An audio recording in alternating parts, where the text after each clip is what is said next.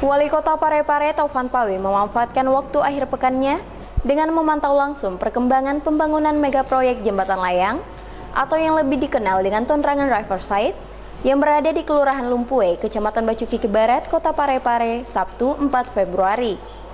Taufan Pawe mengatakan, Jembatan Layang dibangun dengan konsep untuk mendukung pembangunan Rumah Sakit Asri Ainun Habibie.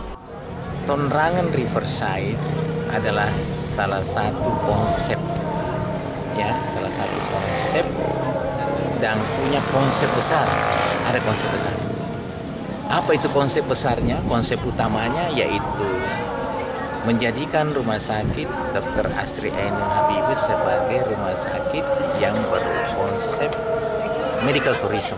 Selain itu, menurut Taufan, Rumah Sakit Asri Ainun Habibie akan menjadi rumah sakit terbaik dalam hal penanganan pasien cuci darah dengan pelayanan yang berstandar internasional. Dirwan Dirgantara, Pare TV mengabarkan.